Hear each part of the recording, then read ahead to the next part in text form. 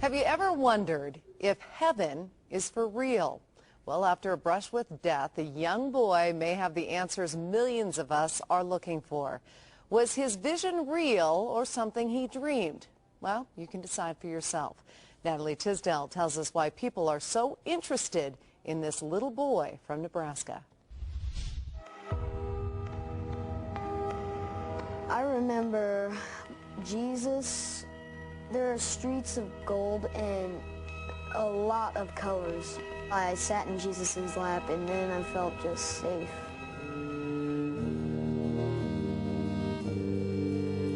It sounded like a story dreamed up by a little boy, but to understand what Coulton said, you have to hear what he did.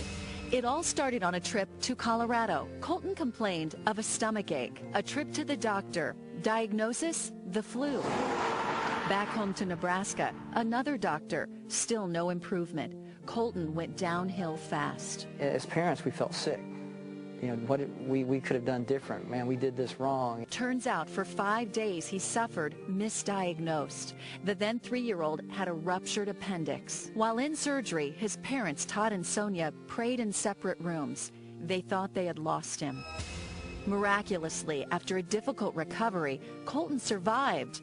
But his story is far from over. There were things Coulton did and things he said after the surgery that were out of the ordinary. But until a drive past the hospital 4 months after his surgery, none of it made sense. His dad jokingly asked Coulton if he wanted to go back to the hospital. His response? But you know, Dad, and he looks at me in the mirror and I'm looking at him. He says, the angels, they sang to me while I was there. I remember looking in the mirror and he's just dead serious. Coulton's story about heaven was about to begin. And I look at my wife and she looks at me and it's like, has he spoken to you? She's like, no.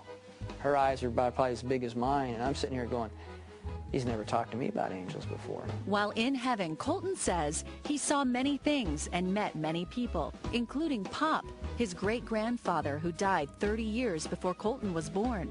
But Coulton says he didn't look like the photo in his house.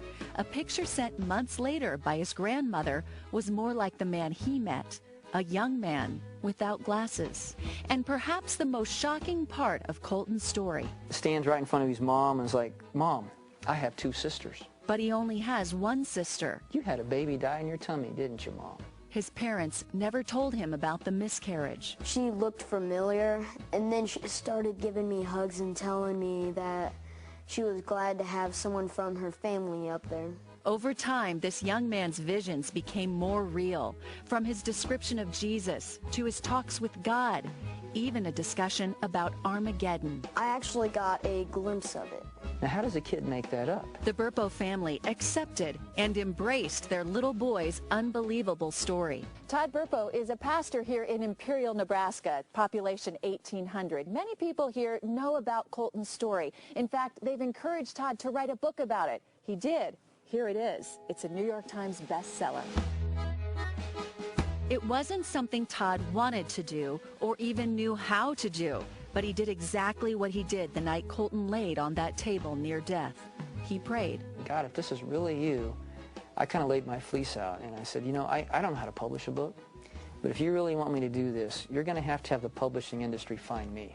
And it wasn't long before that actually happened. So far, 500,000 books have been printed. Bookstores across the country are trying to get more copies. They're on ebook readers, audio tape. There's even talk of a movie. It's a lot for this small-town family. We never imagined it to go where it is. There's a peace I've come to know. As for Coulton, he's a pretty straightforward 11-year-old. He likes music, he wrestles, and he prays to the God he describes as God. He's the biggest one in heaven. He can hold the earth in his hands. I don't know why God picked us. We're just normal people, but God did a remarkable miracle for us. Natalie Tisdale, Fox 31 News. Wow. So, what do you think? You know what? I think that little kids can't make up some things. I'll tell you what. I believe it for one reason. This is the latest in a long line of stories I've heard, starting with my own mother, who had a near-death experience. Yeah, absolutely. And said to me when I was a little kid basically the same thing. And I've heard many stories like that. It's amazing. Who are we to say it's No, absolutely. And I want to hear more from the little boy. That's a fascinating story. Have to get the book. That is a great story. Great story.